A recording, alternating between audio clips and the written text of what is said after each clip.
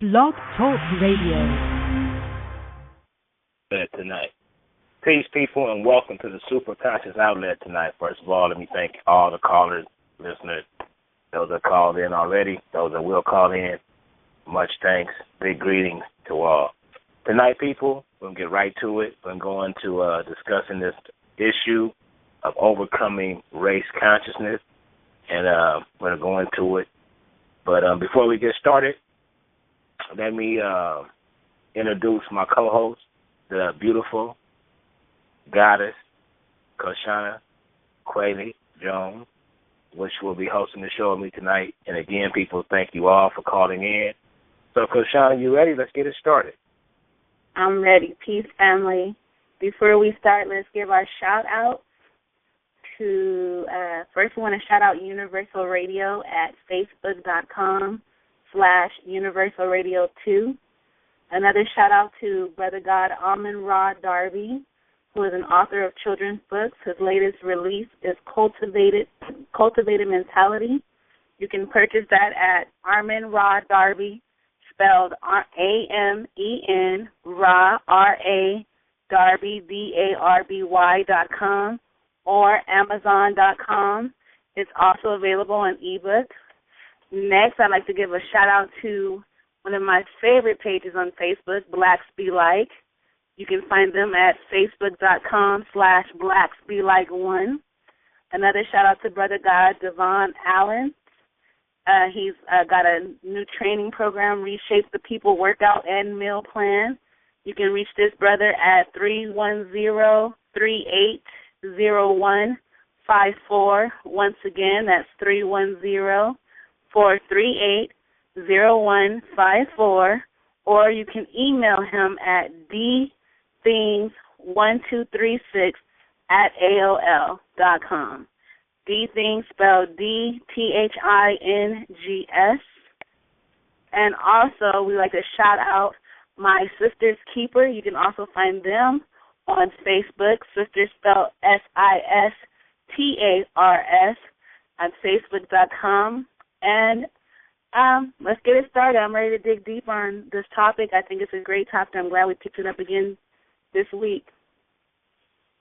Okay, well, listen. What we're going to do is, people, we're going to give our personal opinions, insight, information that we've gathered, as well as, you know, it's just like this, people. This is my opinion. This is my view, and this is why we do these shows. It's the time is now. You know what I mean?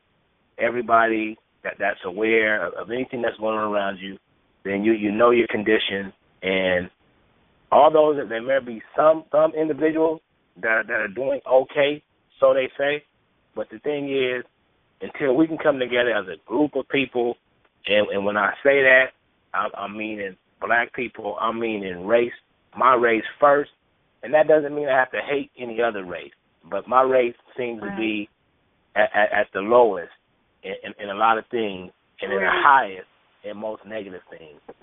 So I think the change is well overdue, and if we want to change, then we have to make it happen.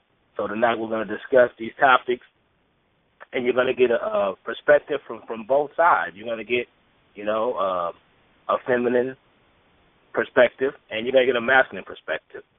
So tonight, as we go, I mean, the first thing I want to say is people, you know what I mean, my people, black people that I can identify with, people that look like me, people that have had similar experiences that I've had. It's time to stop blaming other people, start being responsible, start being willing to be held accountable, stop criticizing those that are trying to make advancements in whatever avenues we choose. We are limited in what we can do, okay? So we're taking advantage of these things such as the Internet. There's millions of people, billions actually, on Facebook.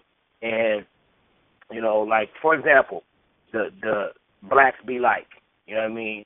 That's a site where you get positive imagery all day long. I know the brother personally, and he's doing his part. My Sisters Keeper, again, bringing the unity amongst women.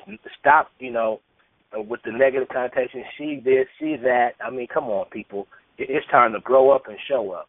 So on that note, Koshana, you go ahead and take this. I mean, I really want you to go into it because you were had a prior engagement last week. So I know you have a lot of information that you want to offer. So I want you to go ahead and just go ahead and pick it up from there. Okay. First, let's just really touch on what race consciousness is so it can be really clear.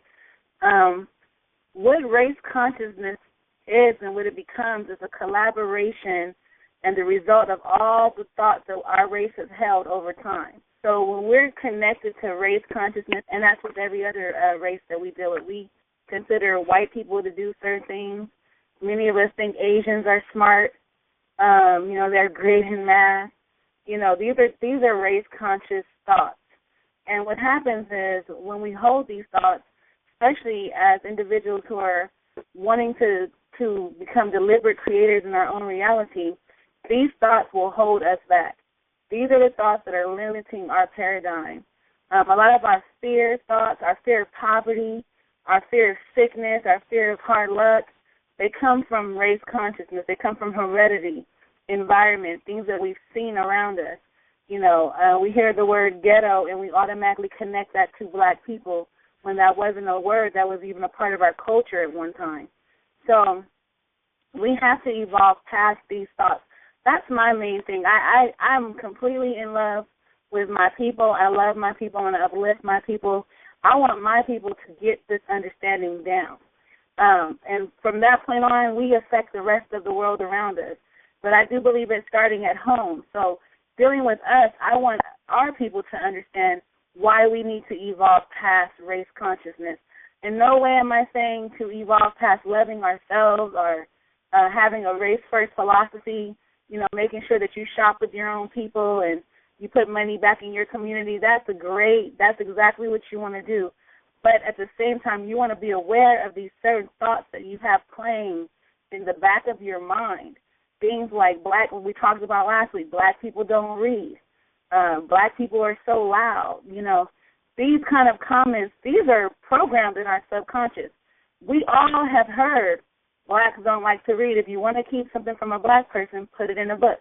That has been said so many times that way back in the back of your mind, whenever you're reading, it's almost like a contradiction to your own thought about your own race. Instead of it being a normal thing and something you do normally, you're almost like you're achieving something outside the normal.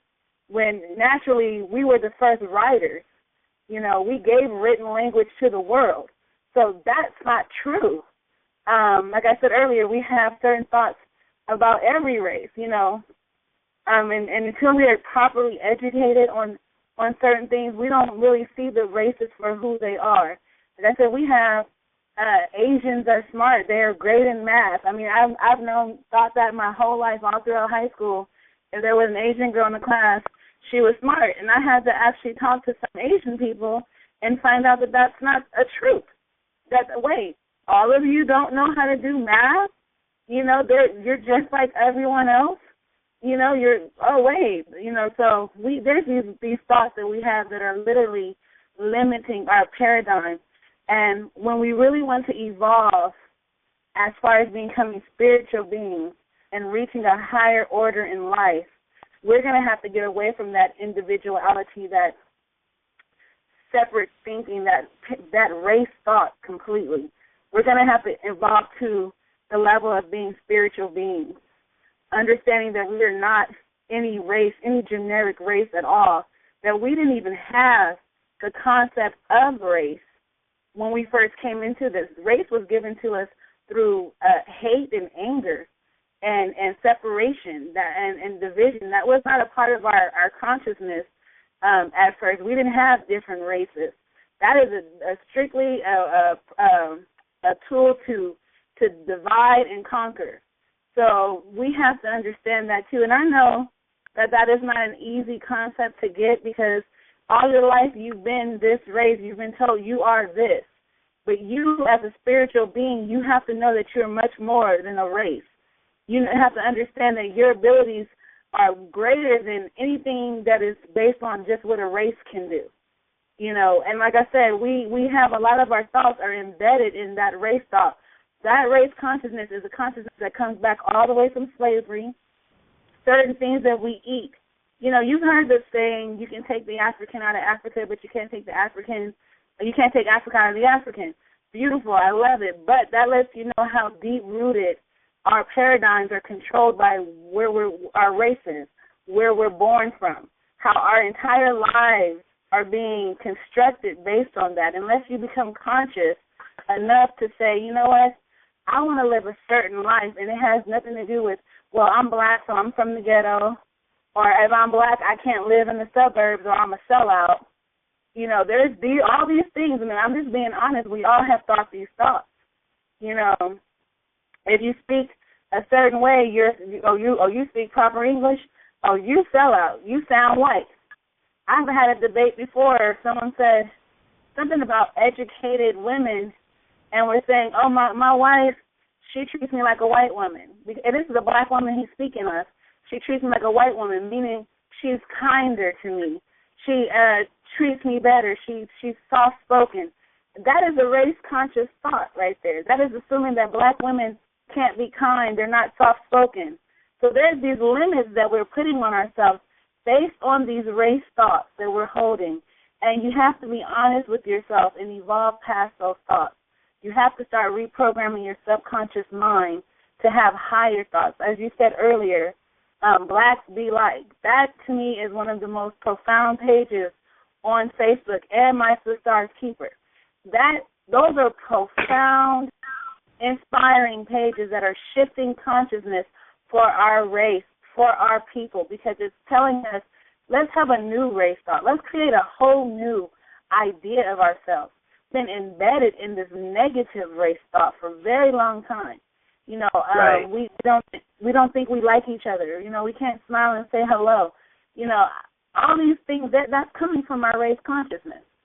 And when you're serious about shifting reality, I don't care how many books you read, if you don't get to that level to say, okay, there's some deep-rooted thoughts that I'm holding, and when you say black people, you're talking about yourself.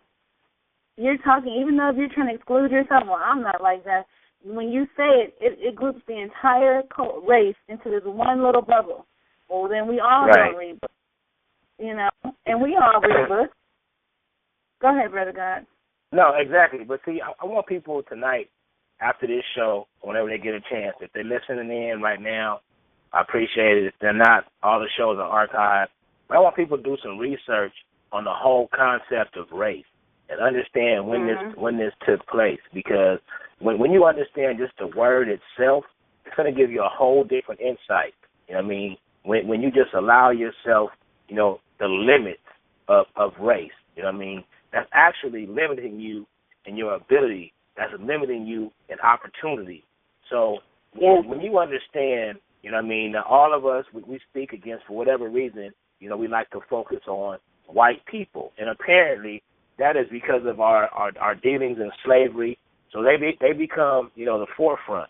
But when you break it down and you realize that every other people have betrayed us, so, I mean, we're no closer to anyone. We've always been different because we are the original people. And so when you start to learn to esteem yourself in a higher frame of mind, in a higher place, and when you know it's us that dictates to the world, when you know it's us that taught the world how to treat us, when you know that, I always quote Transition 13, you know what I mean, by the author Anthony Browder. When you understand that concept, it's simple, and I won't go through the whole thing verbatim tonight, but, you know, it's pretty much, we knew not. We studied, okay? I'm talking about people, this is pre-everything. We were first here, so we knew nothing about living, okay? So when you understand that, then we had to come from somewhere.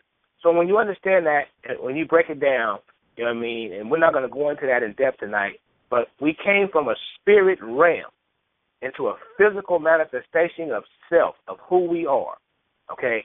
And everything about us, everything about your life right now, your conditions and everything, you created that. You created that. Right. You taught the world how to treat you. The things that you applaud and you admire and you chase after in materialism, that's you doing that. The music that you listen to, That's your choice. You know what I mean?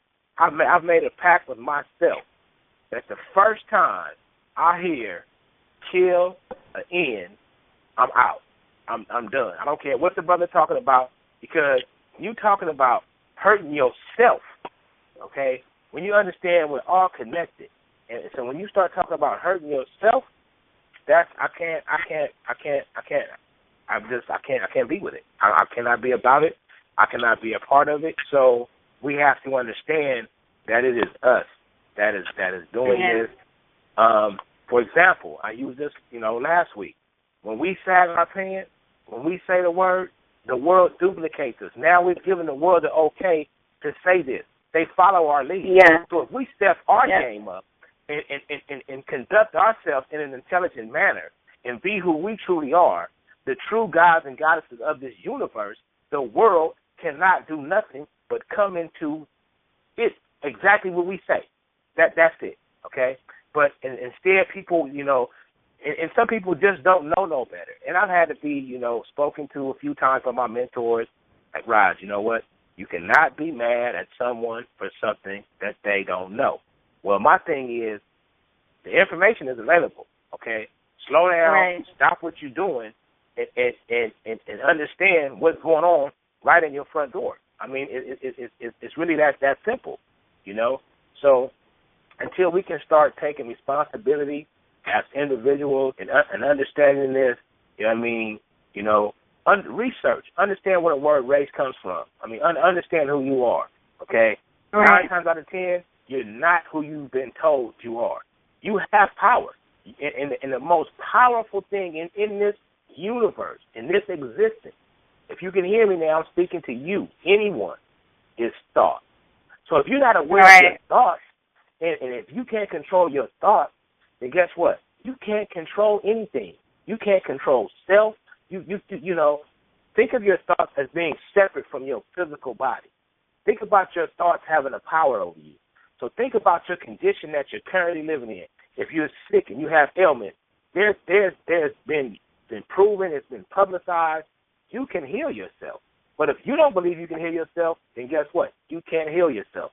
So when you go around saying, "Oh, I'm diabetic, I have this, I have that," then guess what? You do have it, because now you have accepted it. You said you have it, and now you have it. But Shauna, before we go too much farther, because I do want to give you much time tonight, because I want you to speak. You know what I mean? But we got my brother on the phone right now, Mind Over Matter.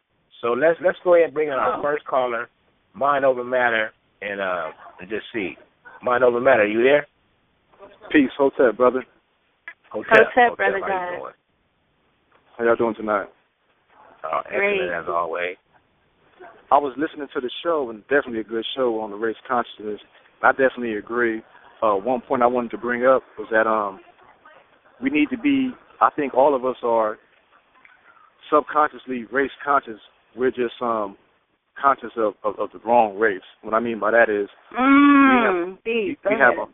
we have a whole lot of Eurocentric ideologies in our mind that we don't even grasp or even understand that it's a detriment to us.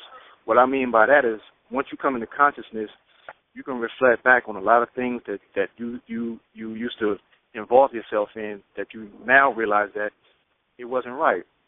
Let's take TV shows, for instance. What was the one called? Different Strokes. A lot of the black TV shows. I had to single out certain ones. A lot of them. In Living Color. I used to love In Living Color back in the day. When I sat in the penitentiary and gained knowledge of self, and then when they re-aired In Living Color, I couldn't watch 2 minutes of it. I thought it was coon buffoonery. Coon buffoonery. Right. But a lot of us, we don't, if we see it again, oh, yeah, I remember that. It's funny. And you can't blame certain ones of our people that watch it again now and don't feel that way, because that's Eurocentricity. Eurocentricity always taught us to laugh at your own people. A lot of people aren't even aware of a simple cartoon like the Tasmanian Devil. That had to do with those black African people down there in Australia. That's what the Tasmanian Devil was. They turned him into a cartoon character and running around all crazy. That was a true and living people.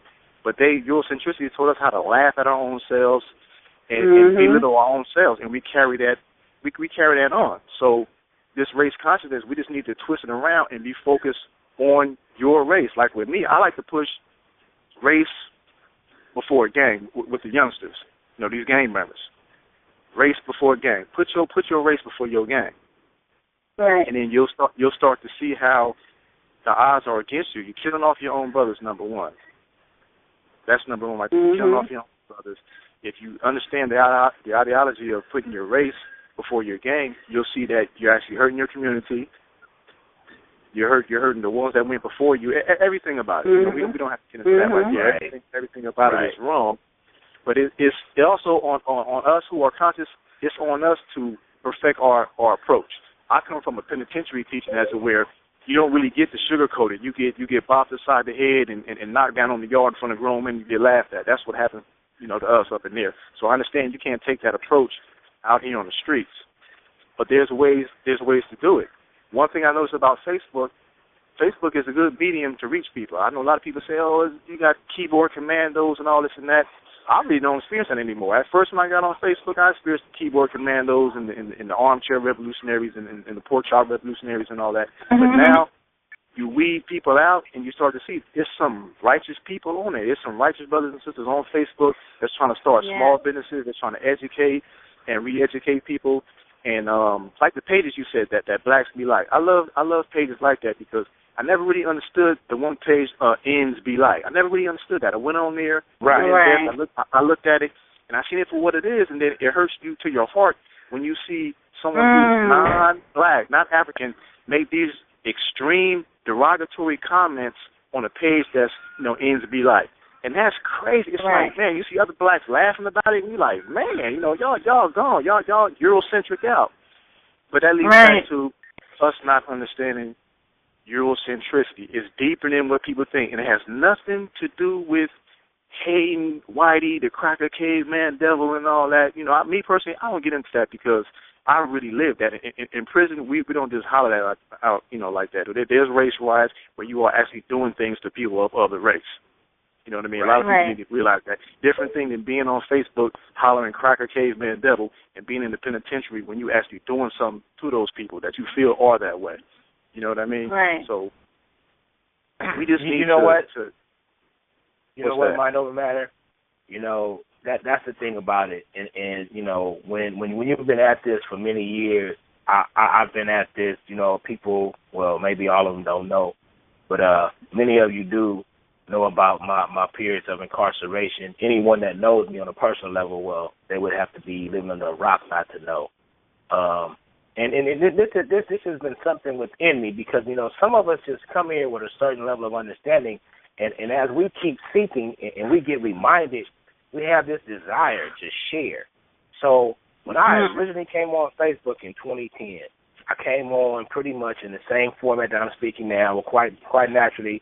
You know, I started to speak with more frustration. I came on real peaceful, real docile, I want to say, real humble.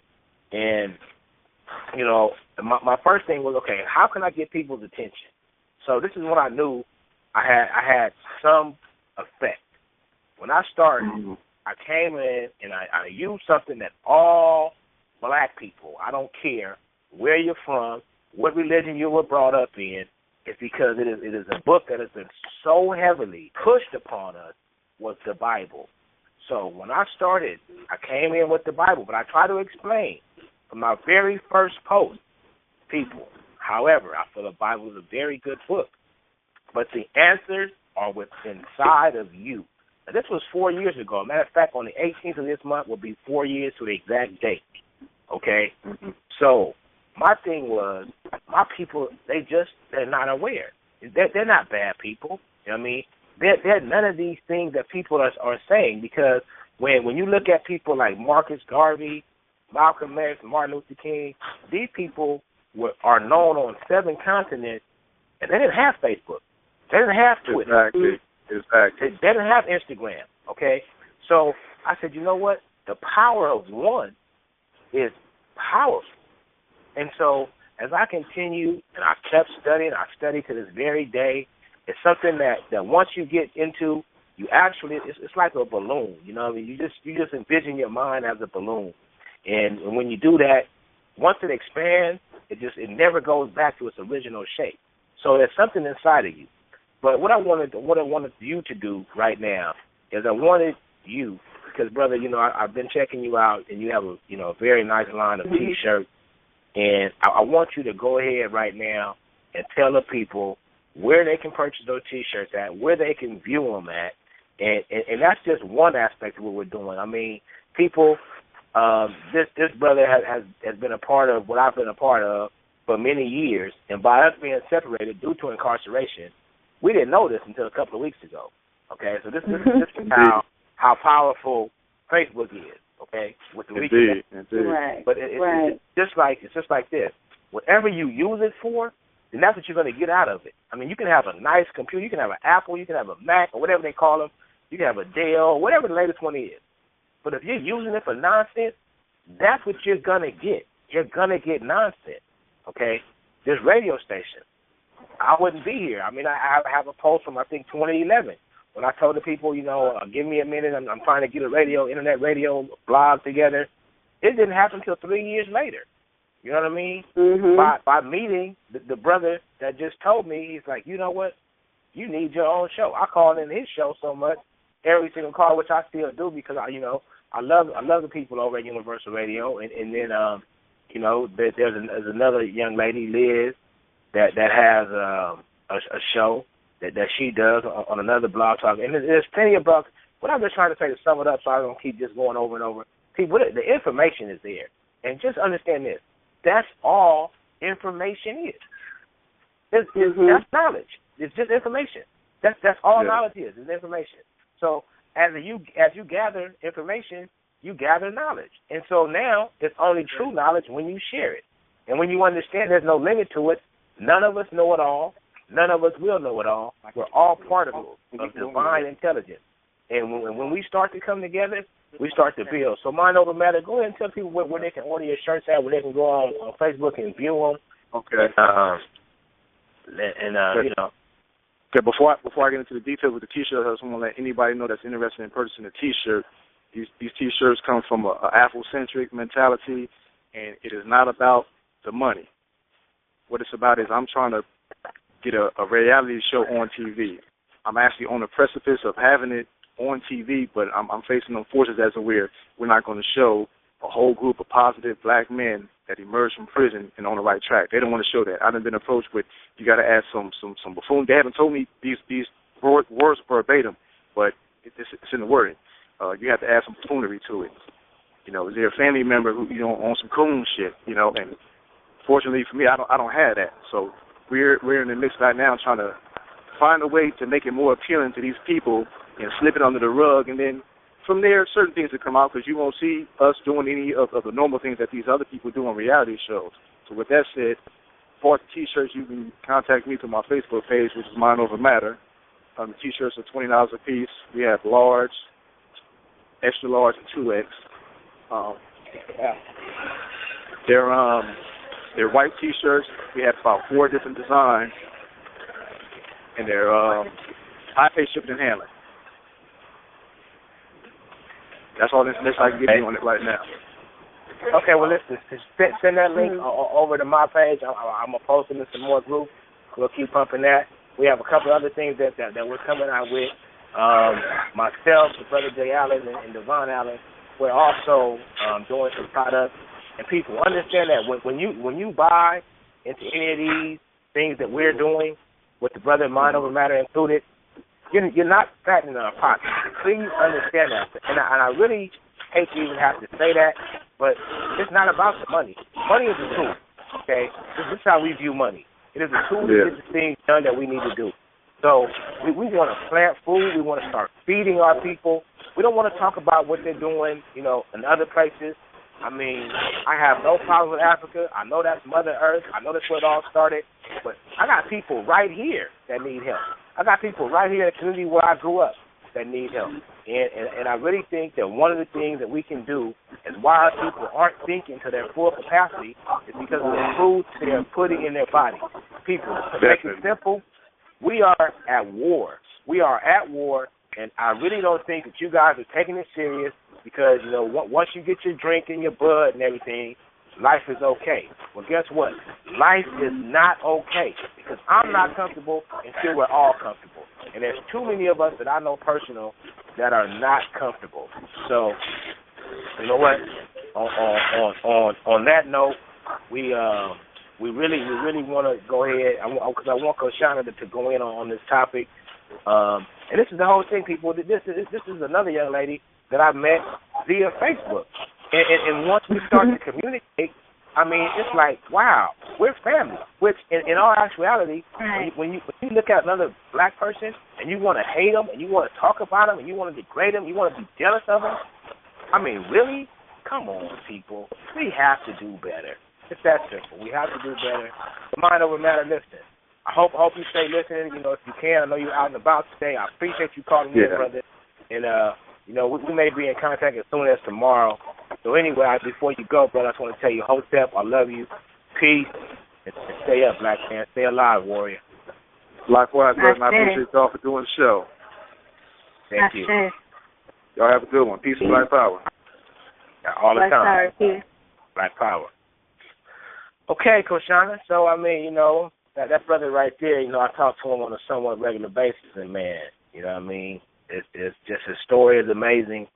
Where he came from, he's just, I see so much of myself in him. You know, we're all connected spiritually anyway. Mm-hmm. And I see so much of myself in him because, I mean, it's not too many people that can go through the adversity that he faced and still, I mean, come out like he's doing with this mentality to uplift his people. So through all the hardships, it's just about perseverance. And I just, you know, hats off to him, you know.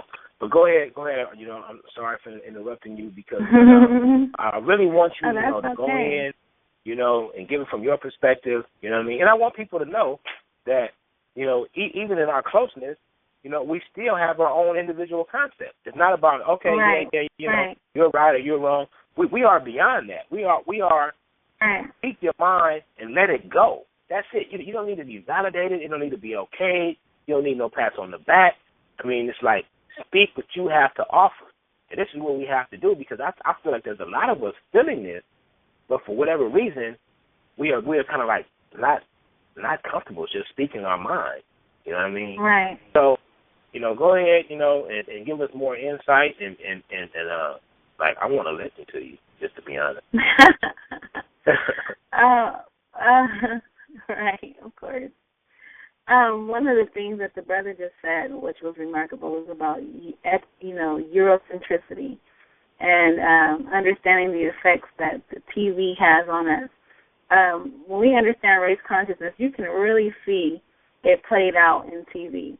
That is a good example of what they want you to believe about your race, what they want your thoughts about your race to be.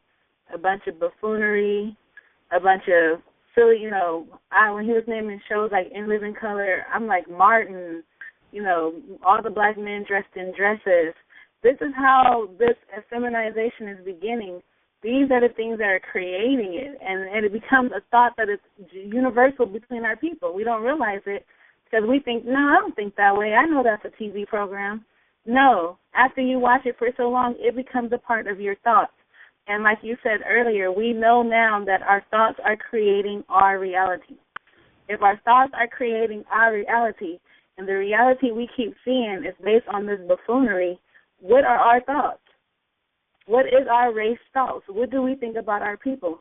Another thing I wanted to point out, when you said, when we see another person of our own race, and you said, don't hate on them, don't degrade them and become jealous, that's all tied in with race consciousness. Hate and jealousy and envy, the crab in the bucket syndrome, all of that is tied into your race consciousness, and there's no way to evolve into your full God potential with those thoughts being in the back of your mind. You walk by a brother, you have to wonder, is he going to say hi or is he going to get upset if I say hi? That is a race conscious thought. That is something that has been programmed in you about your own people. When we talk about money with our people, you know, we're talking about our shirts and stuff, and we have to say we're not doing it to get rich. That is a part of our race consciousness because we automatically assume that our people don't want to support us, that our people don't want to spend money on our products, all of those things. And I'm not saying that that's not the reality that you see or you know, but if we are the ones who can change reality, those are the thoughts that we have to change. we have to get to the level where we're using this metaphysics power of the thoughts to change those big thoughts, the thoughts about our people. You know, from now on, my people love to support our businesses.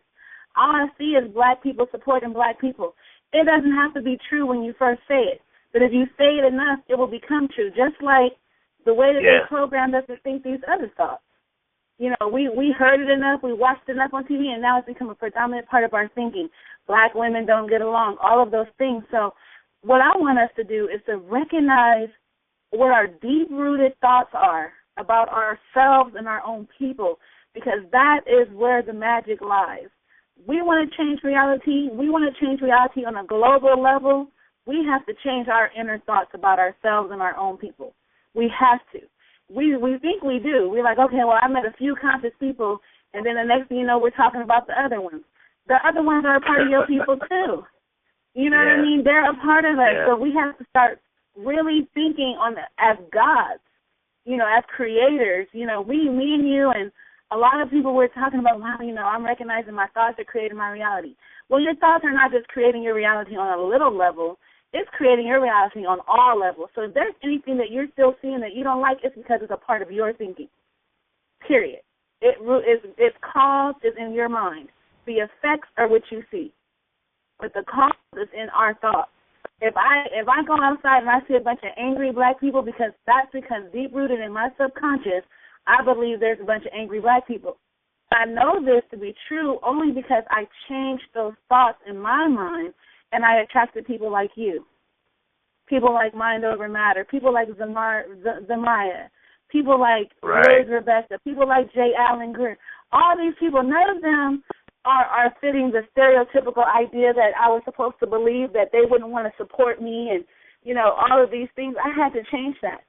And we don't think that it's coming from us, but that's the trick that has been played on us. As long as we have these thoughts, no one has to do anything to us. As long as we're afraid to say hello when we walk by each other in public, and you're afraid and the person you're walking by is afraid. Both of you are great people. Both of you want to say hello. But I'm not going to say hello. They're not going to say hello to me either. We have to break the program. And the only way it's going to be broken is if we change these race thoughts. We change them. We dig deep in our own minds and be honest about what we really feel.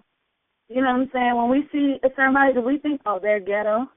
Do we think that thought? Because if we're thinking that thought, that's the vibration we're putting on our people. It's us. And that goes back to what you were saying earlier. That's the type of responsibility we have to take. I'm not telling people to ignore history or to understand, but recognize what took place.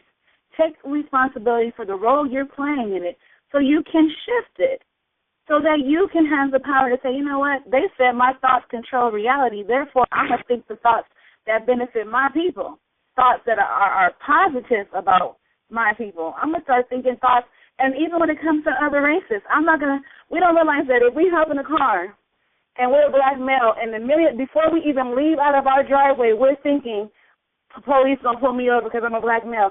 Do not be surprised if the police pull you over because you're a black male. Exactly. And if I could just touch on that for a minute, in all honesty, I can't even remember the last time that I've been pulled over. I had individuals with me in my car. I don't have many passengers, but from time to time I will have an occasional passenger, and the police will get behind me, and I would tell them, hey, listen, what are you doing? I mean, that you program, brother. Deprogram yourself. The police cannot do nothing to me. Understand who I am. Understand who you are. Okay? And sure enough, I mean, I'm not saying that we have any illegal activities going on. I mean, again, when you understand that a law is just a wall that you place around yourself, and what I'm saying is, this may offend some people. Oh well, this is what we do as radio talk show hosts. I'm above the law.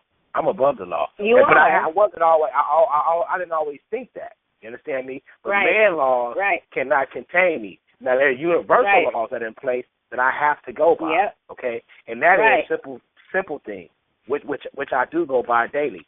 Do I want that person to hate me, be disrespectful to me? Do I want to put that person down? Then guess what? Then that means that person does not want to be put down.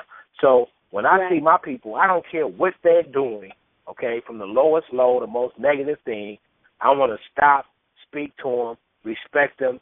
I don't care if they're a doctor, a lawyer, down to a crack smoker. Let's just put it like that, okay? Whatever person chooses at that particular time, they get the same respect. They get the same respect because I'm no better. And the funny thing about my life, I've had enough experiences. I had enough, misfortune, you know what I'm saying, by not having the right thoughts, finding my way back to original self, is that I said, well, I can't talk about them because I was once there. Oh, they over there doing that. I ain't no better because I was the one doing that too. Oh, they over there doing that. Well, been there, done that too. You know what I mean? So when you come off of your pedestal, you realize there's no one beneath, there's no one above. We all have something to offer. I mean, down to the person, regardless of where they're at. You know what I mean? I run into a lot of people that abuse certain things. They take advantage. I mean, if you look at us as a people, sometimes we're so focused on manipulating ourselves, and then we cry foul. Oh, this person did this. Look at the Mexicans. They Mexicans, I can't stand Mexicans. Now you're giving them more power because you're giving them mental energy, and that's what the world works off of. Okay? Right, and then you run into a Mexican who's actually cool with you, and now you got to readjust your whole thought because you've been putting down. That's what I'm saying. When we group all these people, and you always, the universe will always show you. It will always show you something if you're willing to look at the lesson. You will meet a homeless person who will tell you something that's truthful that can help you because of your ideas about, oh, he's homeless, he must be ignorant, he can't help me. You'll meet a Hispanic person, and I honestly can't tell you if they, are they spirits coming in Hispanic forms or what, but you'll meet one person of every race that has done something nice or kind, and so it has to make you readjust. And this is just being real. I am not in no way saying that there was no wrong done.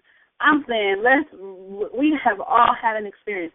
I remember one time I was in an Asian restaurant. We were at a buffet there. I was with my sister, who happens to be Filipino and Hawaiian, and she's my foster sister, which many people know now that I was a foster child. So I've had the privilege of being raised around a lot of different cultures, a lot of different religious backgrounds, so that I could become the person that I am. So we were in this restaurant, and there was a situation that took place, and I happened to help save another little Asian girl's life.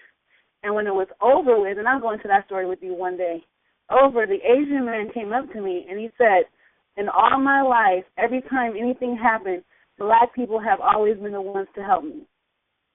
And so how that was for him to realize, that all these stereotypes of black people are this, that's not necessarily true, and it's not necessarily true about everyone we meet. We have to understand that because you're going to come across some people who are going to defy what you've been taught.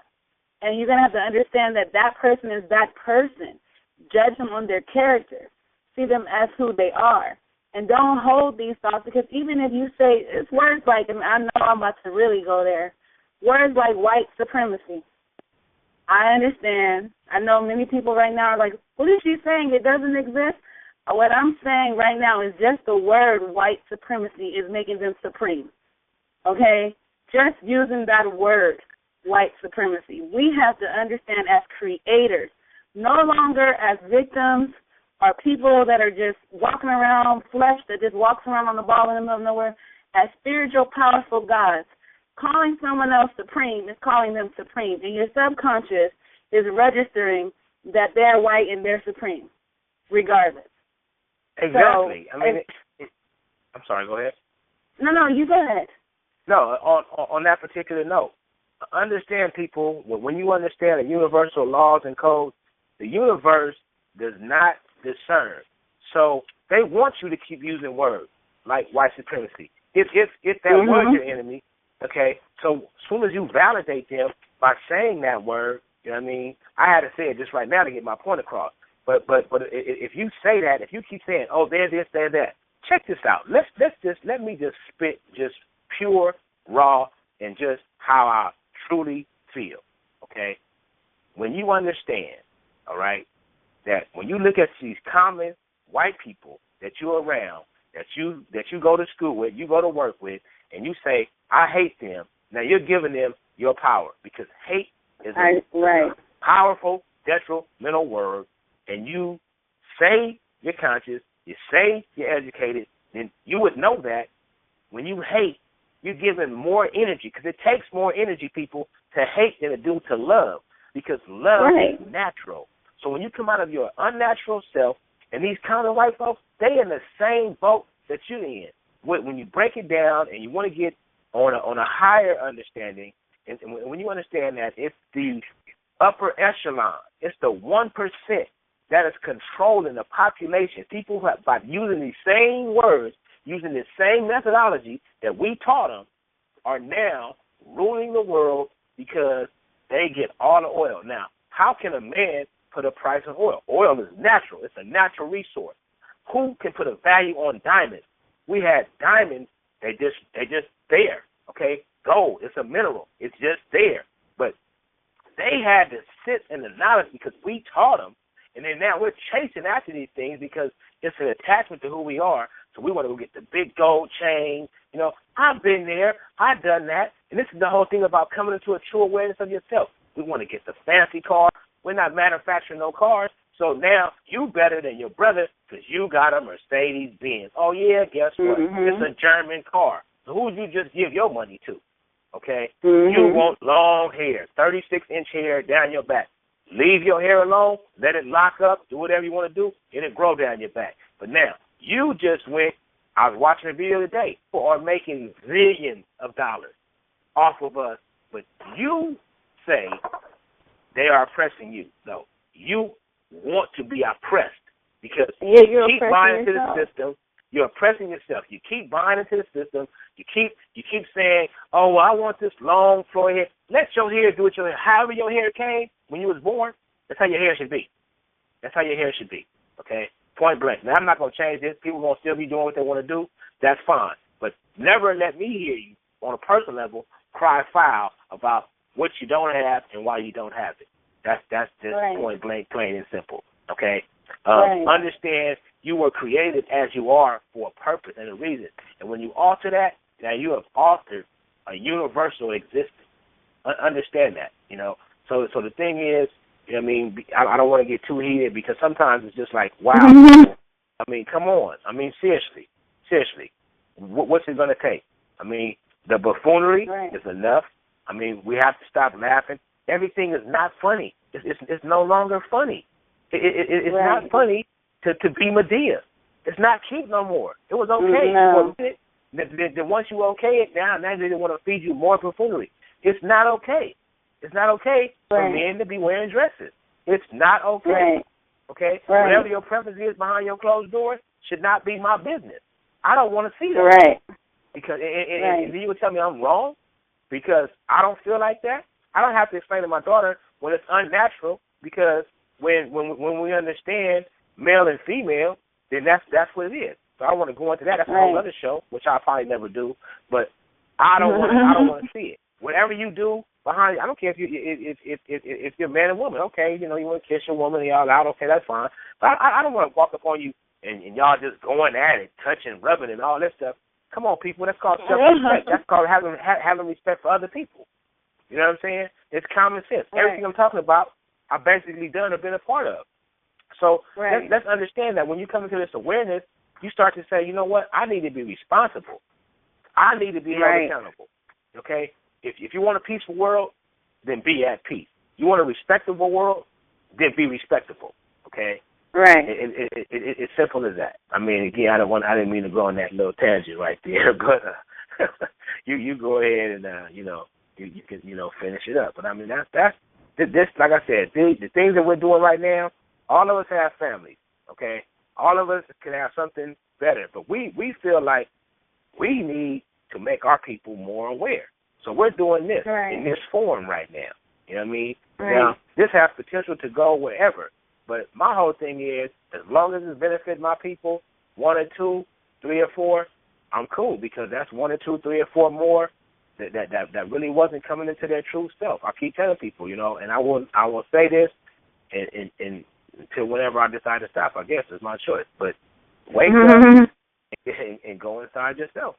I mean, there's really no other way to say it. You know what I mean? A lot of us get caught up on 3 letters after that word. Oh, you got a PhD, you got a BBA, you got a BP, or whatever. I don't even know no more. You know, you got an AA, you got a BA, you got a master's, and then guess what? What are you doing with it? So you went there, you're educated by somebody who's not going to give you true education to exceed beyond them. I mean, if somebody is greedy and they want to control you, why would I teach you to supersede me? It don't even make sense. Right. So, I mean, it's time for us to start rethinking education. It's time for us to teach a different way. It's time for us to raise our own children, okay? It's a lot of things that this show don't have time to go into tonight. You know what I mean? And as we're coming up on the break about, 6 minutes away, I want you to go ahead, Krishana, because, I mean, sister, your points and your insight are truly on point. And, I'm really feeling this show tonight for the simple fact that, we're getting just a lot of heartfelt, spiritual felt. And that's another thing, too, people. When you hear the word spiritual, it's not a religion. You know what I mean? I didn't have this show to try to mock anybody or criticize anyone's religion. But if you look at words and you study words are symbolization, in a form of communication which we use. And the word religion means to tie or bind down. When you start calling yourself something other than what you are, whether it be a Christian, now you gotta act a certain way. You gotta do things a certain way. You're a Muslim, now you gotta act a certain way. You're a Catholic. That's binding you down. Your spirit's not free. So you can never speak on freedom because your spirit is captured. So understand that, people, we need to be beyond religion. We need to be beyond all these things. We've been misinformed. Accept it, gain the information, and let's go forward. That's just my take on that. Right. You know what? What you were just saying about seeing each other and seeing them and lifting the light in all of our people and not having any judgments about our people, that is really evolving past race consciousness. That is shifting what our thoughts were previously of each other. We have to understand exactly what consciousness is and what the power of your thoughts really means. I think we're like getting it, but we're not getting it all the way. It's like, okay, my thoughts are affecting reality, but your thoughts aren't just affecting reality; they are creating reality. And if our thoughts are constantly connected to certain ideologies and thought processes that are not beneficial for us and the whole race together, we're still limiting creation. We're still a part of the problem. You know what I'm saying? So we have to get to that level. I want tonight and every night, every time we go on, I just want to keep infusing that in the people. I want to keep pushing this reality of you're creating your own reality. I want that to become very, very clear and embedded in the subconscious mind for all of our people.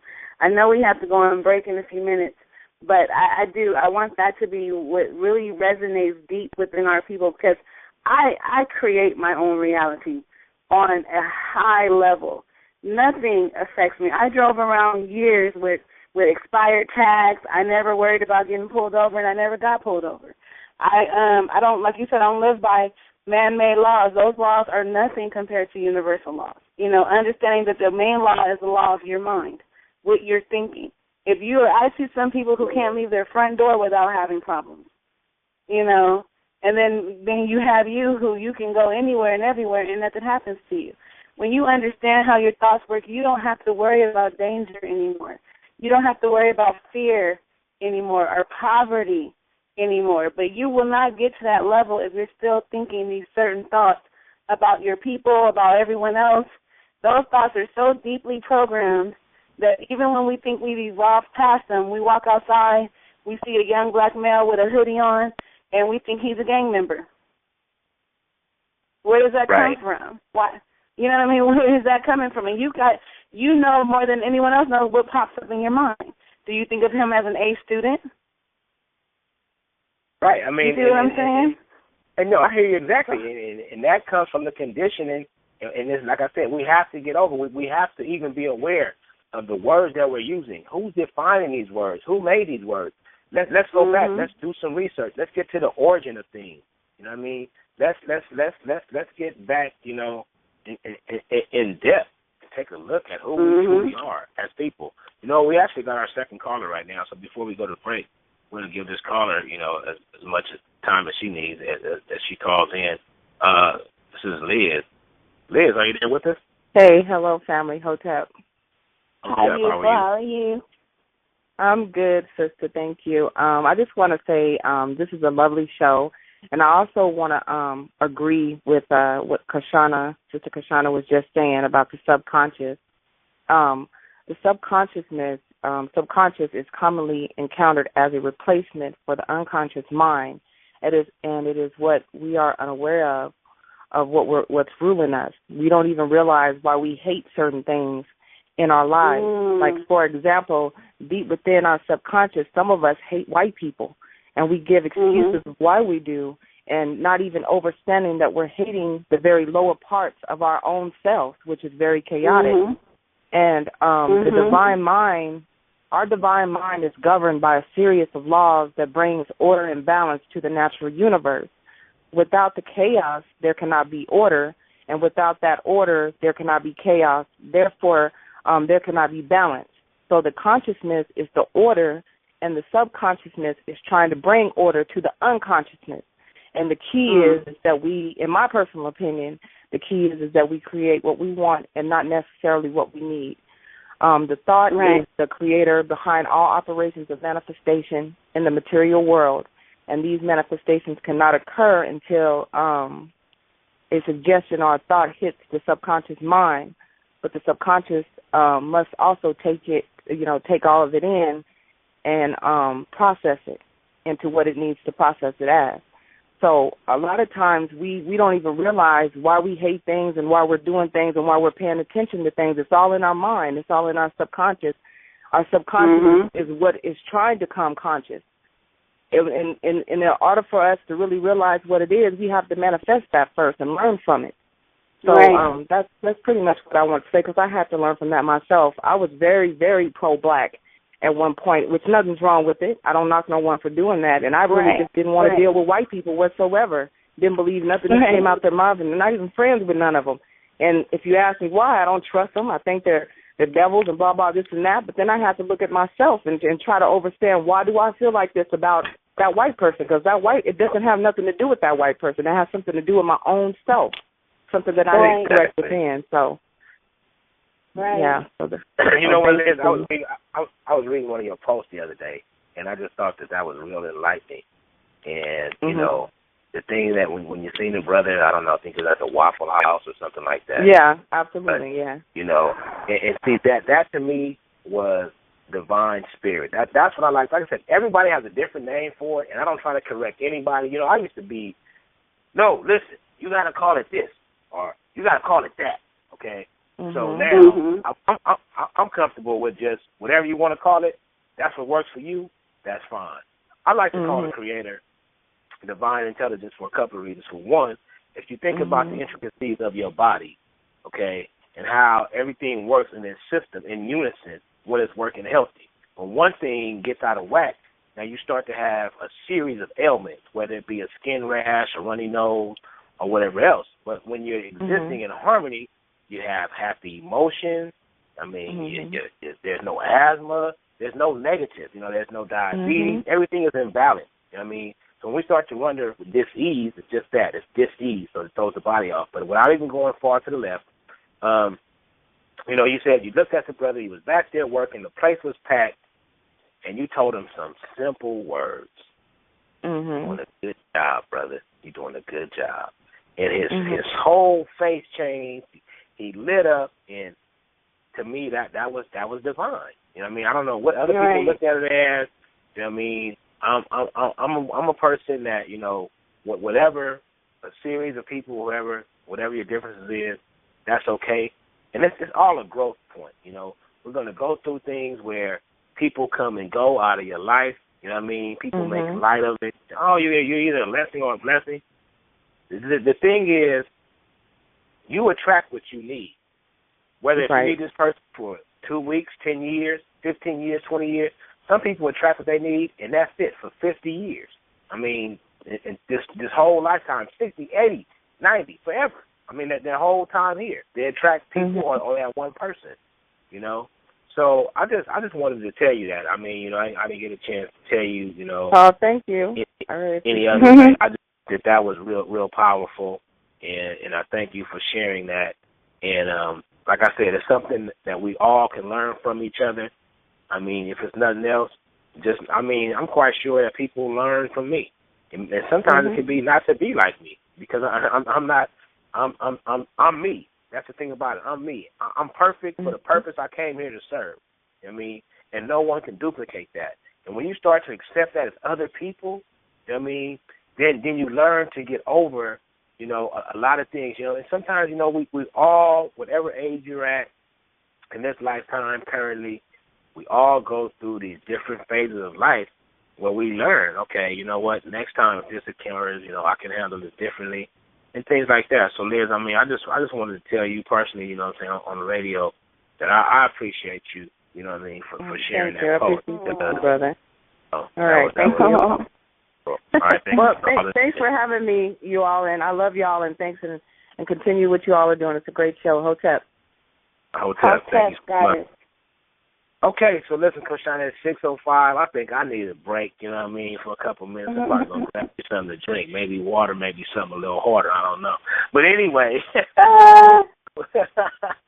know, I put those rhymes together like that, you know.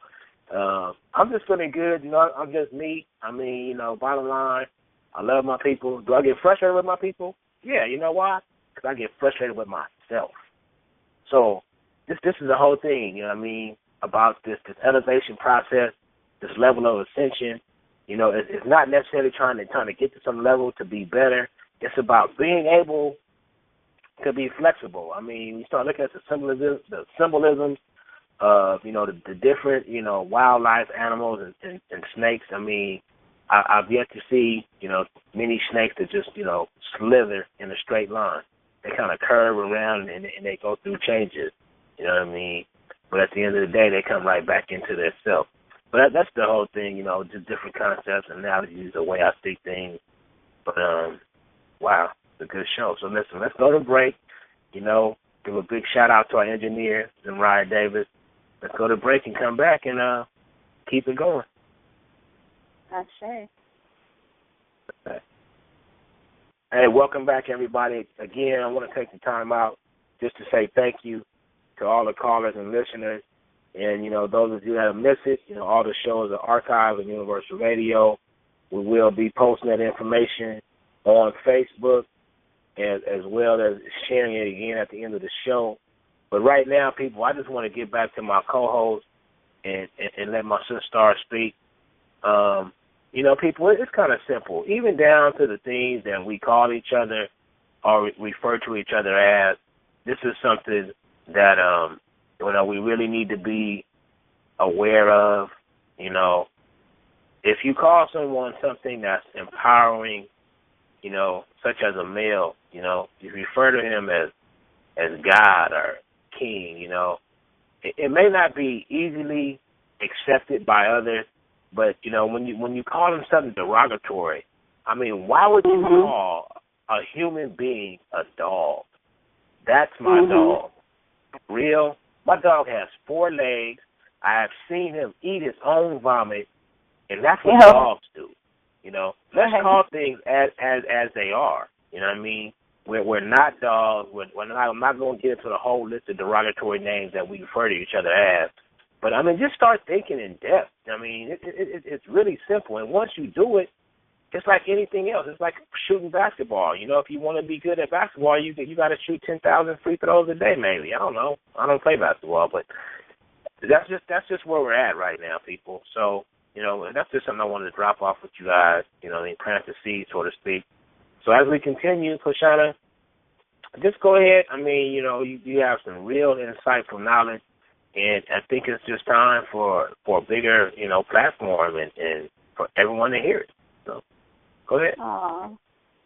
Well, first let me say that I love this show and I love our people, and I love them so much that I want them to understand that they are the creators of their own reality. And we were speaking on our break about coming across people and we say hello and they don't say hello back. But I really want us to think about something. If our thoughts are really creating our reality, do you think that maybe those things that are happening have something to do with what we think about our people? What you see, what your mind believes is what you're going to see. And that's why it's so important for us to do the work on the inside before we even go out on the outside. We have to literally, mentally reprogram ourselves that I am surrounded by loving African people. Even when I say the word African, it brings me back to certain negative connotations we hear about African people. We hear African people don't like black people. We hear those things, and people don't like you in Africa. Certain things, these things are what controls our reality. Our fears are based on these things that we've been taught. The ideas that we get about diseases, diabetes, high blood pressure, strokes, and we say that runs in our family, that runs in our race. These are the things, as creators, we are going to have to evolve past those thoughts to create our own reality. We cannot go, well, you know what, they're not going to hire me because I'm black. You're now accepting that. Go ahead. You're not to cut you off, no, but you're defeating yourself when you have that kind of mentality. And that's not a bad way of thinking. Exactly. We have a caller, Koshana. We actually have a caller. Let's go ahead and bring that caller in, and then we're going to get back to that. But, again, this is beautiful. Just thank everybody for the love. So right now we have a caller on the line, Ray. Ray, are you with us? Yes, I am. Hello. I wasn't expecting that voice. See what happens when you're not expecting it just by, going by being conditioned. I was thinking, Ray, okay. How are you, Ray? Yes. I'm good. How are you? Excellent. Thank you for calling in. How are you? Fantastic. Good. What's on your mind? I've been excited since I heard that you had your radio show right here, your radio talk. So I've been trying to get in touch with you and try to talk to you, give you the mixed perspective. Okay, well, let's hear that. You know what? Wonderful. Yes. I mean, I'm all Let's go ahead. This is your show as well as it is ours. So please, go ahead, Ray. Let's hear what you have to say. Okay, well, I just called because I haven't been able to log into the actual show, but I assume that it's about, black people versus black people, and a lot of us, we have our, just like the caller before was talking about Africans versus, it's the same thing because I'm American, first off, but I have African and Mexican descent, so, I hear both sides of every perspective and both hating sides, hateful sides, and both loving sides. So I figured I would at least call, because the way I see it, how Africans were brought over here against their will, and then Mexicans or natives, they were taken from their land, and now it's illegal to come back to their land. So I figured I would at least call to give the perspective because people see me as not black enough or not Hispanic enough. So, same thing. Right. But how do you deal with that? I mean, understanding who you are. I mean, I make jokes. That's it. That's all you can do. You can just you can make jokes, make light of the situation because it hurts either way. So, right. Yeah. Right. You have that. You're already mixed, and you're already not black. You're not enough to begin with. So me being born and not being taught my history on either side, it was pretty difficult.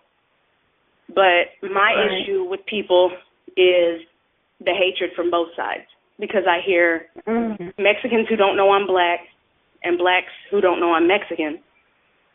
They always give that hateful side towards each other, but everybody's in the same boat. They just have different perceptions, Right. So it's difficult. But I think that gives me extra love to give to everybody So, that's we have our own situations. Right. We have our own hoods. We have our own ghettos. We have our own. And the thing is that Mexicans hate Mexican Americans like Africans hate African Americans, and it doesn't make any sense to me. So I figured I'd at least call and tell everybody how silly that sounds. Right. Have you ever considered seeing yourself beyond mixed and just consider yourself as a universal being? And when I mean that takes some time and it takes a lot of ascending. But now, if I was to break down and give you my biological family tree, then I would come across. I mean, just my last name in itself, my last name, according to these people again. And we've been conditioned to believe, which pretty much come from the European, because we, when I say we, meaning the African people, the original people, let's just put it like that. We taught the European everything that they know. Okay, then the simple thing was we forgot what we had taught them. Then they start teaching us. And once we were conditioned to forget. We were conditioned to think that they gave it to us. So right. So when it's the same thing. I'm sorry. Go ahead. No, you go ahead. No, I mean, I was on both sides. The way I see it is I'm mixed with mixed because I have my African traits that are from Texas, so they're from Louisiana also, which have the Creole genetics, which is the mixed genetics.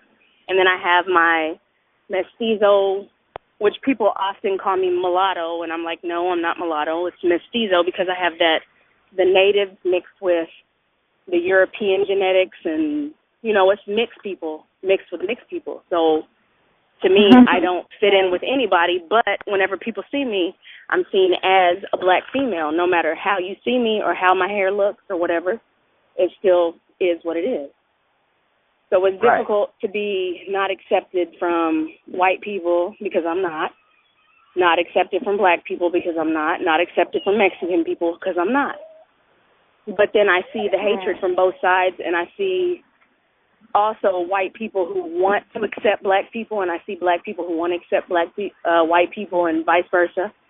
So it's difficult seeing the good people, the bad people, the ugly people. So I don't. I literally just within the last 2 or 3 months stopped calling myself black because people got so offended by me calling myself black. So I just stopped. I was like, okay, I'll just be mixed. I'll be mixed.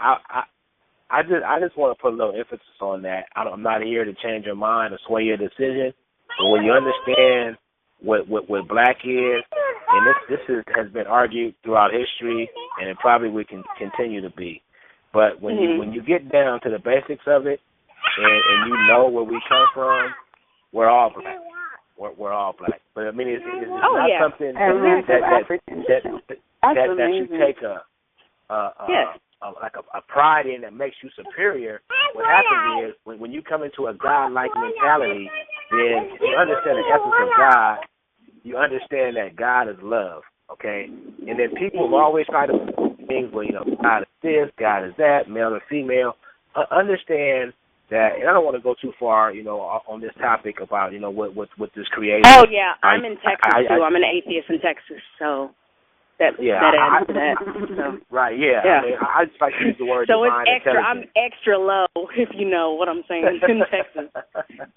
Right. I'm black, I'm brown, I'm a female, and I'm atheist. So I'm like a quadruple nothing. So you have to make light of every situation, because I would have already killed over. I mean, but the thing I about it totally is that feel you. So. Yeah, when we see the truth and who we are, I mean, we're universal beings. And the thing, this is why we did this show. This is exactly why we did this show, is that when, put it like this, whatever you do, whatever you've done, I don't have no opinion of that. My only opinion is going to be formed by how you interact with me. You know what I mean? Yeah. Now, if we're having a conversation, you're derogatory, you're calling me names, then we're gonna have a problem. But if you're showing me love, you're just talking crap. Just talk crap. It has nothing to do with the situation. Right, but I mean, but I don't get down love, like that. You're kind, you're kind, you're nurturing, then I'm gonna return that same thing to you. So I mean, bottom line is, Ray, it all starts with self, and the more we love ourselves, gives us the ability to love others. You know what I mean? Exactly. And the thing about it is, the reason why I say I focus on my people, those are the people I easily identify with. So those are the ones that I can just easily look and see. They look like me. They resemble me. I mean, we have a lot of things in common. But when I start to go deeper, I mean, even within my own family, I mean, we have light skin, the same mother, same father. So I was just fortunate enough to grow up in without, having to concern the Rainbow Tribe. Right. But anyway, Ray, and listen, I mean, I think it takes a lot of courage to call in and share what you shared. We appreciate you. I thank you. And anytime we have a show, Ray, please call in and share what you're feeling on whatever topic. Most definitely. Thank you so much. We really appreciate you. Indeed. Of course. And we do love you. Yeah, right. Okay. Love y'all too. All right. All right. Peace. All right. Peace. Okay. Hey, listen, Coach Sean, before we get too far gone, we have a caller that you may know. I think this is Grasshop. Grasshop, are you with us? Can y'all hear me? Yes. How you doing, my brother? I'm doing well, connected, and I'm doing very happy and excited. Thank you. Well, glad to hear that. Yes. Well, yeah, so share with us what's on your mind right now, Grasshop. It's all yours. Your show just like it's everyone else's show. Oh, thank you. Well, the topic that you guys are discussing is extremely important and definitely needed. The thing that I want to share is the connection with the youth, black youth. I was born in Chicago, raised in Los Angeles. And talking the negative aspect of it first. One of the negative aspects that I've been hearing from the youth, and even from people of my generation and of those a little bit older than me, is there's always a lot of negative stereotypes towards our youth. I'm talking about the black youth, how they dress, how they conduct themselves, how they communicate, the sagging epidemic. A lot of things I've been hearing, and I'm guilty of making those comments as well towards the youth. That's the way they dress, that's their whole persona, the New Age hip-hop. I've been known for criticizing New Age hip-hop. Everything is a lot of things are so negative towards the youth.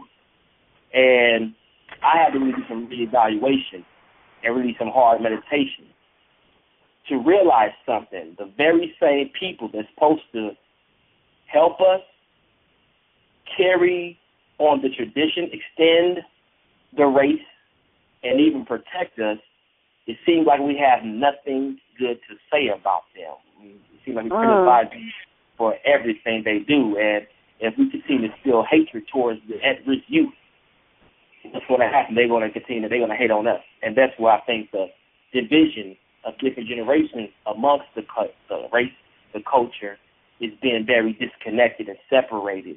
And for me, being the resurrected and awakened of the African consciousness, I know the importance of talking with the youth. I got a spiritual father named Baba Kavi, one of the best elders we have in the greater Los Angeles area, and he's so fond of looking for the good in black people. He looks for something good in it, regardless of what it is, regardless of how their background is. It's got to find something good in our people. There's something good in them. And I've taken that advice from him to find something good in the youth, because we all have character flaws. And to be honest with you, if we really go back deep into our ancient customs, Kemetic, our history, Kushite, our history, Nubia, what we have learned now is learned behavior, even when it comes to backwards things, self-hatred. Exactly. It's really like learned behavior. And my thing is to go back, Sankofa style, go back to our greatness in history, learn from our triumphs and our mistakes, and bring them and lay a foundation to what's corresponding to today's time so we can have a positive future. So my main thing is right now is not to place judgment on appearances. I'm not for sagging. epidemic. I'm not for that. I never have been, but I still should not prejudge a brother because he is sagging. You know, to be honest, if you talk to these game bangers, let's talk about that for a moment. If you talk to some of these game bangers, and you talk to them like you got some sense, they pretty cool, to be honest with you. If you talk to them real straight without trying to be over assertive or trying to act like you're not intimidated by them, let's talk to them like a brother. They really, you can get some very special and very sincere dialogue with these young brothers. So the main thing that I am really working on myself is to not prejudge anyone. Anyone, because we have all been conditioned, programmed, and taken out of our right frame of thinking. And myself being away. Yes. Grasshopper, let me intervene because we do have another caller. But before you go, I want to share something with you. This is from a brother that I'm working with, who was also a former. Now I just say gang members, and they probably are gang bangers now. I don't really know, but when I was doing it, I was real defensive of that word. So I always say I was a gang member because I didn't like the connotations of what gang bang extended from. So even though I was negative, I still had some sense. But I feel you 100%, my brother. And I just posted this yesterday. You know what I mean? This is it. We cannot disconnect ourselves from the youth because that's the future. So if we disconnect from them now, why wouldn't they disconnect from us in the future? So we need to be sharing with them, making them aware. Because the thing about me and my generation, when we were kind of like the guinea pigs of the gangs. I mean, we were like the second wave, you know, of the gangs here in Southern California. I mean, they had some, you know, as early in the, you know, 50s and the 60s, you know what I mean, just little community guys that got together. And then just like everything else, you know, it rolls on like a snowball effect. It gets bigger and bigger. So you are 100% exact and correct. When we have to stay in contact with our youth. We cannot ostracize them because of their dress. Maybe we should try, like you do, talking to them, informing them of the negative connotations that come along with them dressing like that. Letting them know, hey, listen, you see this right here? But you've been wearing your pants hanging down. You have other nationalities. You have other people following your lead. So if you pull your pants up and start to conduct yourself in a certain way, guess what? You're going to have other people following your lead. Now, just real quick, with the thing with hip-hop, I mean, you know, we were hip-hop. I mean, you know, hip-hop and hibbity-hop. You know, with the bang, bang, boogie, the beat don't stop. We were the first ones that came to. Just about what's in the song, being aware of the power of words and things like that. But Grasshopper, I want to get your number tonight, and we're going to be in contact because we're all on the same mission. I did a post about having a men's luncheon, and I want you to be a part of it. I want to be there with you. I want us to connect because, you know, I'm probably a little bit older than you, and I want to be able to be connected throughout all of us. I don't want no separation, no division amongst us. I want us all to be able to come together. So I really don't want to let you go, but we got this caller in the queue that's been waiting patiently. Grasshopper, and you know I love you because I tell Kashana to tell you every time she talks to you. So you already know that. Yeah. I do really appreciate you calling in, brother, and believe me, we're going to be in contact. I share. Y'all have a good one. Hey, Tap. Okay. Thank you again. Thank you so much. Peace. Thank you. Kashana, we got him calling in right now. So we got another caller. I think it's Cache or Cache, but Incache, I don't know. We got another Incache. This caller, you're on the air with Supercuts Outlet. Go ahead. Hi, how you guys doing? How do you pronounce your name? How are you? And it's pronounced Inkashi, by the way. Inkashi, okay. Inkashi. Yep. Beautiful. Inkashi, okay. Yeah, real beautiful name. Nice to finally speak to you, Brother Rod. This is Miss Conscious Myron Lamar. Oh, my goodness. Finally, yeah, how are you? I am wonderful. I was listening to him. I love what he just said. It's so true. It's like I'm young. Well, I'm not that young, but I'm young. And I just find it to be real discouraging how we cannot put ourselves in our youth's shoes. Who else is supposed to show them the way? Who else is supposed to teach them, give them guidance, understanding but us? instead of passing judgment on what they're doing, they do it because they don't know what else to do. And if all we do is tell them what you're doing is wrong instead of showing them the way, we are like the hinderer of their success. We don't teach them what they need to know. And this bothers me. Oh, it bothers me that the answer, the universal answer is go to church, get saved. No, that's not the answer. That's not the answer at all. We are the answer. We've lived. We know what to do. We know what not to do. We just don't have the, I hate to say this, but we don't have the ability to come together as a whole because we have been conditioned to not be united, to not have a common bond. We don't know how to do that. We think it's about competition. Allow me to intervene right there. You know, I'm just gonna call you Miss Conscious Mind Lamar. Allow me to intervene right there. We once did not have that ability. So let's just start tonight with me and you. You know, what I mean, we're constantly building. You know, have a high admiration for you. So let's just say this: maybe at one time we didn't, but now we do. Because see, when we start sticking to things we can do, and we don't use what we can't do. We don't use what we won't do. We're going to speak on what we can do tonight. That's First true. of all, that's true. I'll correct myself. I'll correct myself. Yeah, but I mean, sometimes correction is needed, but this is not the case right now. This is not the case. The thing is, you are so on point, and I wanted to touch on something that you said, and the reason is, how did they get like this? Okay, now allow me to answer that same question, because my generation, we are the bastards of the party. Now, a brother out of L.A., he did a documentary. People look that up if you can, The Bastards of the Party. And it's real enlightening. When you think about it, throughout history, throughout our time, we've had something. So at one time we had the US organization, we had the Black Panther Party, and we had nothing. It was just us. We didn't have no guidance. We didn't have no structure. And then so everything that we were taught was derogatory. So it was like my generation, and I mean everybody's aware of it that I'll be 50 years old this year, but I'm in the streets. I got my ear to the streets. You know what I mean? Sometimes I don't want to listen to certain hip hop, but I have to listen to certain hip hop just to hear what they hearing. You know what I mean? Right. This is how I know that it's poison in our youth. You know what I mean? So I'm not going to start bashing the artist. I'm just going to start making my people aware. Say, listen, be aware of what you listen to. Now, if you continue to do that, guess what? I don't do nothing by force. There wasn't. At one time, I used to try to implement that. Hey, listen, well, you're going to do this like I said it because, you know, this is who I am, blah, blah, blah. Then I realized I don't have that kind of authority. I don't have that kind of power. What makes my way right? So my thing was to bring people, you know, into a state of awareness.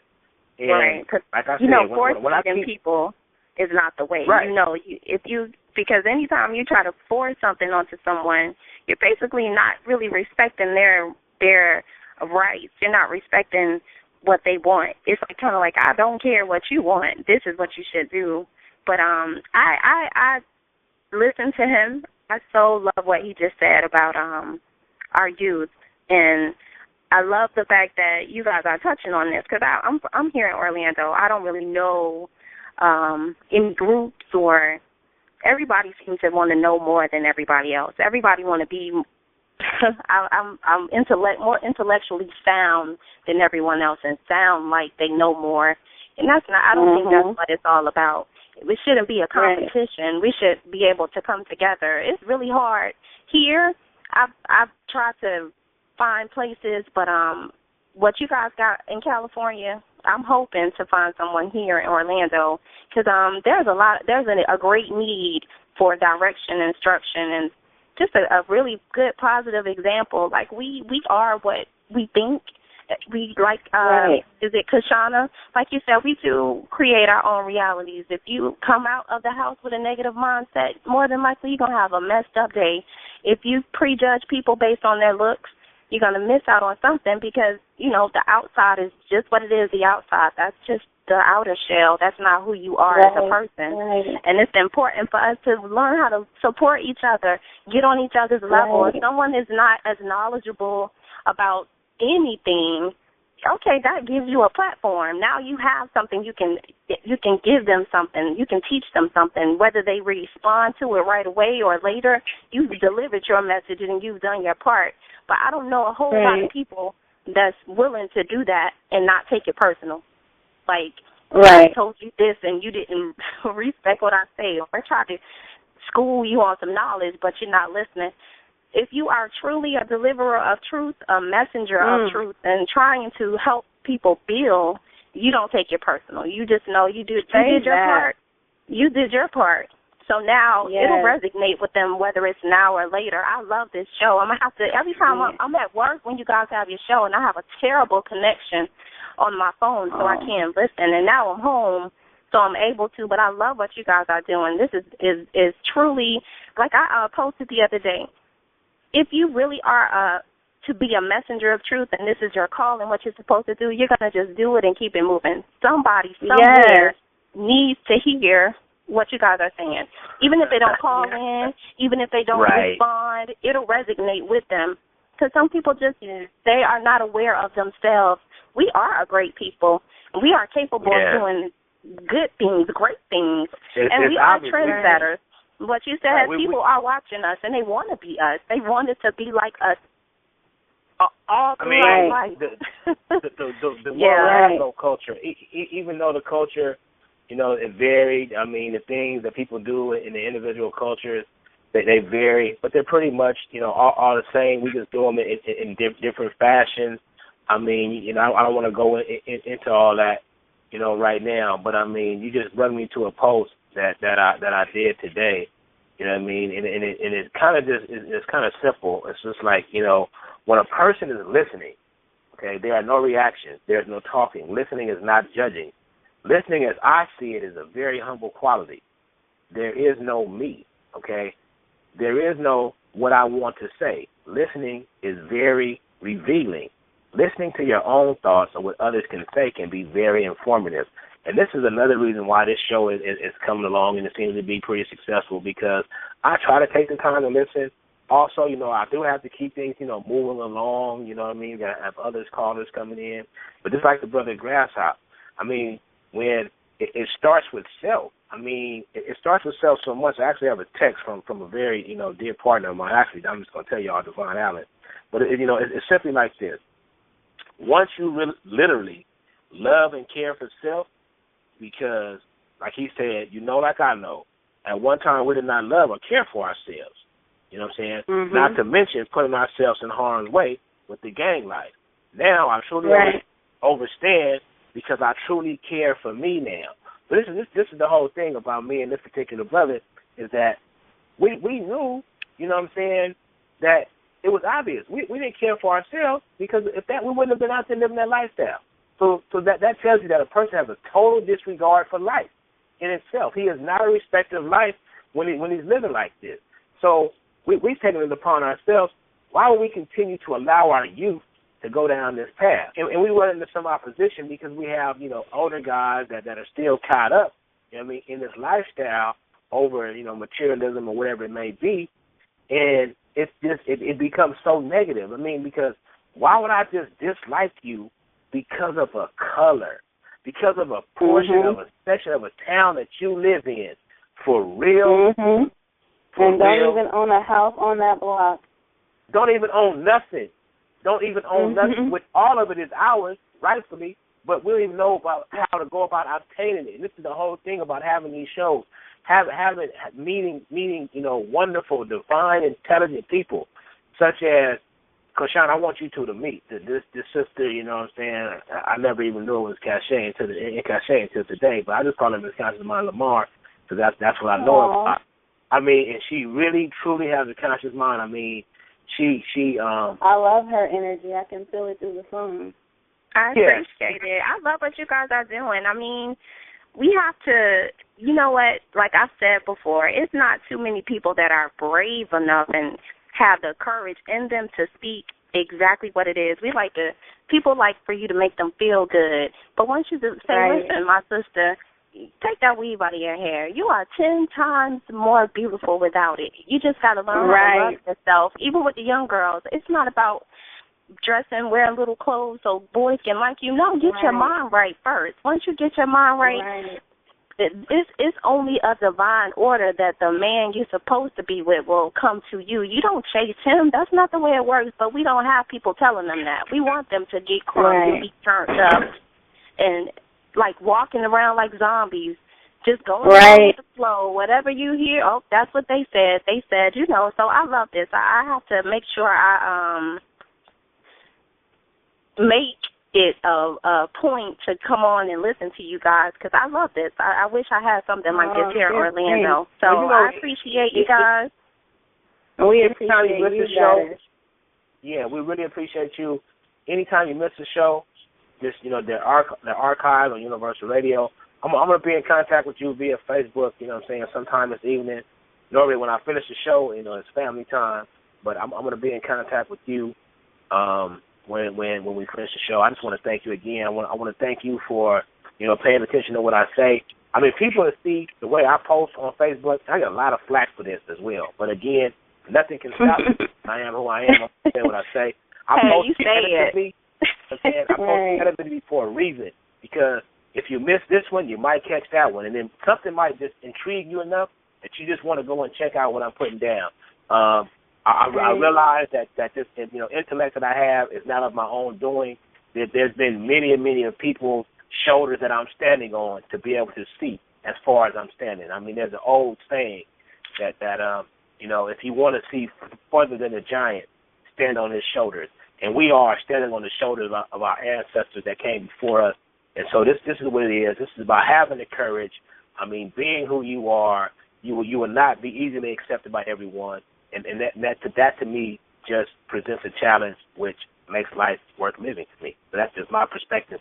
But again, we just want to thank you, and we appreciate you for calling in and listening to us.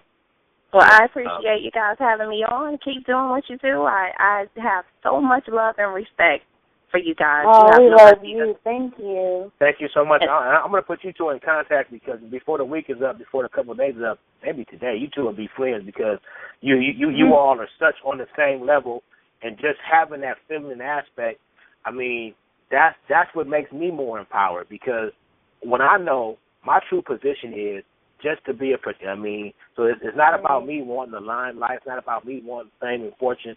At the end of the day, I'm okay. And I'm going to be okay because I create my world. You know what I mean? So I want other people to have this ability to create their world. And, again, you know what I mean, we thank you and we love you and we appreciate you calling. I love you guys, too. I love you guys, too. I'll be listening. Thank you so much. Thank you. Love you, sis. Right. All right. Okay, Koshana, so listen. Now, those two callers are the callers, but I mean, Grasshop and Miss Conscious Mind Lamar really touched on some good topics, you know what I mean? Yeah. And we you know, we're winding down. We got probably about, I don't know, maybe 14 minutes left in this show. It's just, it's just beautiful. I mean, so this is encouraging to me, as I know it is to you, because even when we don't know it, we're touching people just by being who we are, just by being doing what we do every day. You know what I mean? As I see you post, as I talk to you, you know what I mean? And again, you know, it's just like this. I had a conversation today, okay, about the men's meeting, okay? He said, well, listen, brother, we're going to put it out there. And if not, then me and you will go have lunch or breakfast. And then next time we come back, you bring somebody and I bring somebody. So then it was 2 of us, now it's 4 of us. You know what I mean? So and so and so on. So that's the thing. It's like, okay, so what? We don't have 3,000 people that want to come to this meeting. I was 4. You know what I mean? Let's just start. The power of one is powerful. But let's bring Mind Over Matter back on, Koshana. Then I want you to go ahead and finish and carry us to the end of the show. You know what I mean? But you know, again, people, I think this is a very good show. I mean, the format. I mean, we've been doing this for a few weeks now. We're getting better, and you know, each week I'm seeing that we are getting more, you know, listeners, and the reaction is being well received. So that just truly confirms to me that we're on the right path. So, Mind Over Matter, are you back on? Peace, brother. I'm back on. Last time I was on, I forgot to reiterate to you that let the listeners know about this Blog Talk Radio, because I get a lot of people saying that they don't really understand it. Someone asked me today, is it a free call? How do they go about it? It sounds simple to us that, how we post it, the date and the time and everything, but it's actually confusing to a lot of people. They don't actually know if they can even listen to it online or how it goes about. So just take some time to explain to them in depth of how it goes. The toll-free call, is it free? Can they listen on their phone? Later on, is it a post? Is it on YouTube? Just throw it out there so they can feel more comfortable knowing how to listen to the show. This is definitely a good show today. Okay, brother. Listen, we appreciate that feedback, and yes, we do. A lot of times, towards the end, I get so involved, because my passion is so strong that I don't take the time to clearly and slowly explain. But my co-host is with me tonight, and she's been with me, so she's going to keep me in balance tonight. And so we're going to give that information out slowly and clearly. And again, my brother, we appreciate you, and thank you for that insightful information. We really appreciate y'all. Thank you. Have a good night. All right, peace. You too, brother God. Peace. Okay, Koshana. So listen, I think I'm going to let you carry us home, and then I'm just going to, make you aware when we get to the end. We're down to about 10 or 11 minutes. So we're going to spend probably the last 3 or 4 minutes just giving out the information slowly and clearly. There's one shout-out I want to give to the author of a book that I'm reading right now. But from there on, go ahead. It's all you, my sister. Okay. First, the last few callers have been amazing. I give thanks for their energy and everything that they were saying, and even understanding what our youth are going through. When you look at our youth, you can really see what race consciousness is doing to our people and how it's being manipulated, and how the youth display it the most. Something gets programmed in them and they take off and they all copy and they all do the same thing. So that's why it's important that we do teach them how to rise above all these programs that are being installed in them at this moment. And we don't take on the same mentality as the oppressors or those who have programmed the youth to have these judgmental attitudes towards them too. With what she was saying, what Brother God Grasshopper was saying, and I think we had a caller even before him that said some really powerful things about how we have to change the way we prejudge things. That all is affected by our race consciousness. The ideas that we have of each other, the ideas that we have of our own youth. Back in slavery in those times, a young African girl was considered a woman at a very young age. And here we have today, they'll show, young black girls dropping it like it's hot, wearing revealing clothing. This is all coming from a process of thoughts that have traveled all the way from slavery that are still programmed in our subconscious mind. So tonight, I love our family, I love everyone, but what I want to really get across to the listeners is how to reprogram those thoughts. I think you said something that was profound. The sister goddess was saying, we do this, we do that, and you said, well, let's just start from here right now and say we don't do that no more. We now do this.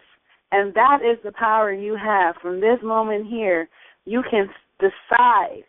You have the conscious choice to make a decision on what you're going to project into our future.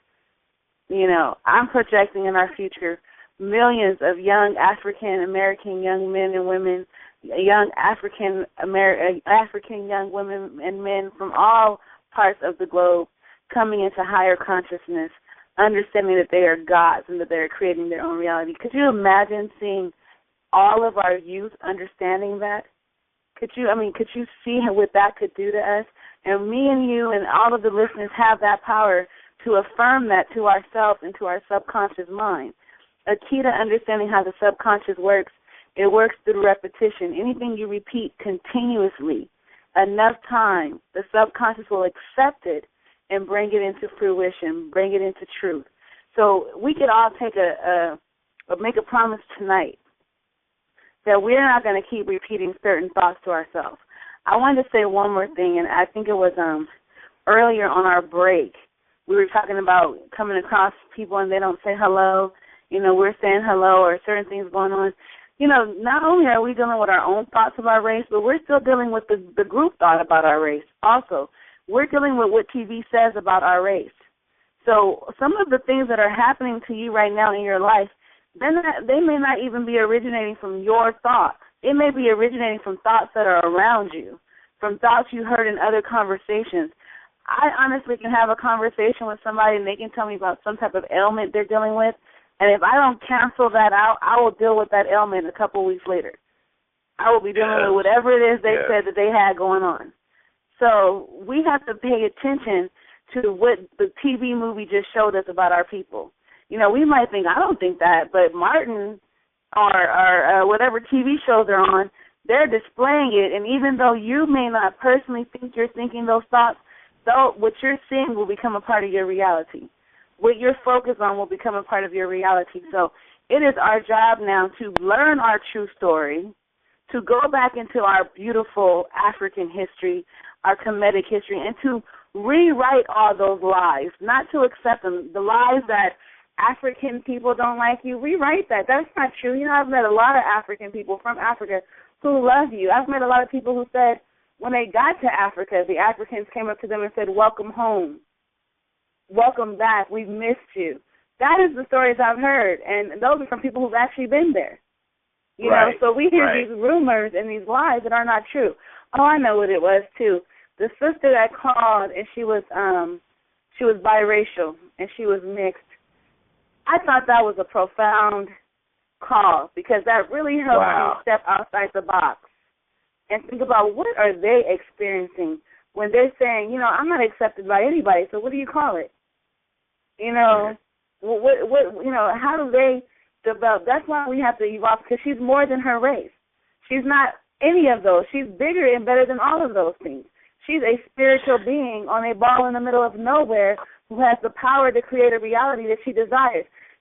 Once you ever evolve to that level, all of that I'm mixed, I'm this, I'm that will not matter anymore.